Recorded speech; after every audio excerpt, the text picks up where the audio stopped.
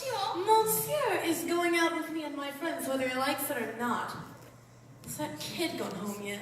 Mademoiselle Mary just finished this supper with her papa.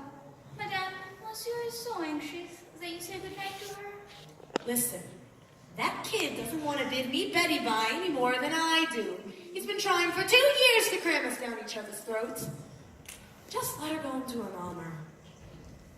Here, scrub. I'm gonna slap that kid someday. She's too. Ow! You're taking my skin off. So bored I could. Shealeigh, never marry a man who's deserted a good woman. He's about as cheerful as a man who's murdered his poor old mother. Get out! And Shealeigh, when Mrs. Fowler comes, keep her downstairs. You have to sit on her.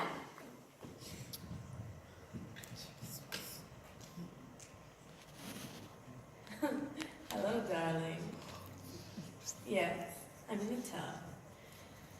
I'm shriveled to a peanut waiting for this call. No, I'm not afraid of a shock. Oh, Buck, you ought to know. I miss you like nobody's business.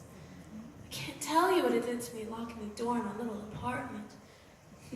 I'll say we had fun. Come on, Taya, you'd be what? No, say whatever you like. This is the one place where I have some privacy. Listen, baby, must you really go to the coast? Oh, the hell with Mr. Golden. No, you don't have to tell me what she sacrificed to have a movie career. I know that cartoon you married. If Flora was ever a countess, I'm the Duchess of Windsor. Well, maybe she's not a half-wit, but...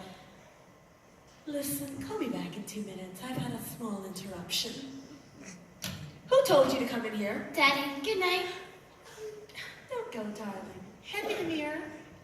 Please. Please? Good night. My, you're in a hurry to tell Daddy about it. About what?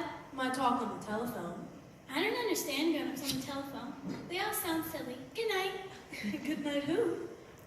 You've been told to call me Auntie Crystal. Now, why don't you do it? Yes. Yes, what? Good night. You sit down. It's awfully hot in here. I've got my coat on. You heard me. We're gonna have this out. I've tried my damn... My level best.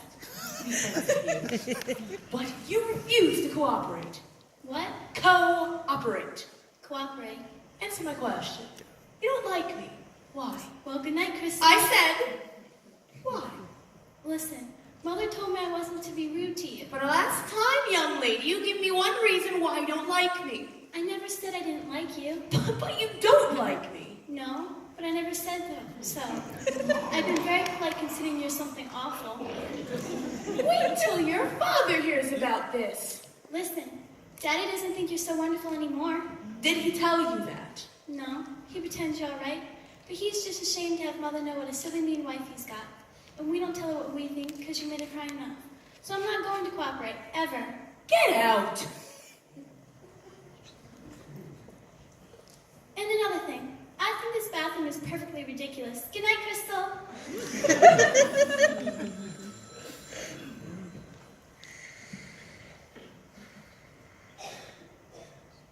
Yes, darling, it's that Haynes brat. No, she didn't hear anything. What good would it be to her anyhow?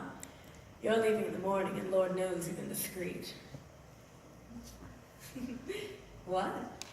You are? Dining with the first Mrs. Haynes. Well, slay off the gin makes you talk too much. Just be careful, darling. Yoo-hoo, may I come in? No, this isn't the aquarium, it's Grand Central Station. Who was that? Wrong number. You were talking to a man. Sylvia, pass me lotion. Crystal, you know you can trust me. And the soap. It's got to be someone. I've known Stephen for years, and you're really not his type. I was telling my psychoanalyst about it. You know, I've got to tell him everything. That must be an awful effort. I don't mind talking about myself, but it's my friends I feel guilty about. He says Stephen has a guilt complex. What? A guilt complex. He says men of Stephen's generation were bred to believe that infidelity is a sin. That's why he allowed Mary to divorce him, and that's why he married you, Crystal. He did marry you to convince himself that he wasn't a sexual monster. Well, if Stephen is a sexual monster, then psychoanalysis is through. And he says you have a Cinderella complex. He says most American women do. We believe that marriage to a wealthy man should be our only goal in life. We neither serve to please the men, nor function as childbearing animals. Will you function yourself into the bedroom? I don't think that's any way to talk to me after all I've done for you. But you'd married Stephen, nobody knew your name. It was impossible to get them over onto you. They were all on Mary's side. They still are.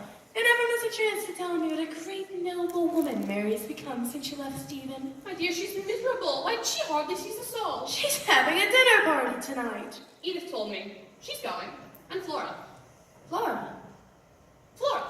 The Countess Galage? Mrs. Buck Winston? I have to laugh when I think of Flora actually turning that cowboy into a movie star. Of course, he is not my type, but he is positively the chambermaid's delight. Will you shut up? Crystal. I said shut up. Elaine! Well, I think you're being very ungrateful. Elaine, give me my robe. That's right, Sylvia. Wait in the bedroom. Dear, I've lost another pound. I'll have to tell my analyst about it. You know, everything means something. But he says that even I do too much. He says I attach too much value to my feminine friendships.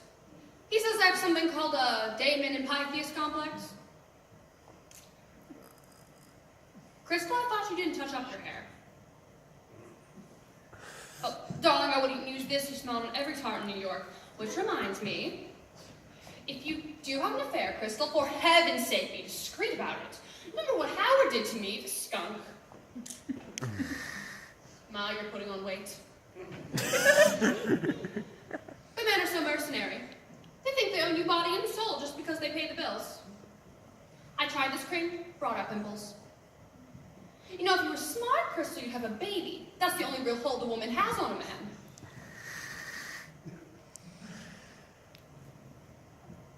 She wants to know if Madame will be long. Can't you see she's Russian? Men are so selfish. But we're only making ourselves beautiful for them. I wish I could find a man who would understand my need for a companion. Crystal? Why do you have a key to the Gothic apartments? Oh, that. Sylvia, will you pass me my robe? That's where Howard had me followed. The doorman there's a professional blackmailer. You know, I was telling my analyst about him, and he says that blackmailers are really just perverts who can't think of a good perversion, so they blackmail people instead. Well, can't blackmail me now. The Gothic apartments are where Stephen and I had to go before the divorce. I keep it for sentimental reasons. My dear, I was just thinking how old and tired Stephen looks. I've told you everything. Tell me, how long do you think you can be faithful to Stephen? Well, life plays funny tricks. The urge might hit me tomorrow. I doubt it. You're a natural redhead. So what? Most redheads are heartless. Well, maybe that's just a dirty piece of brunette propaganda.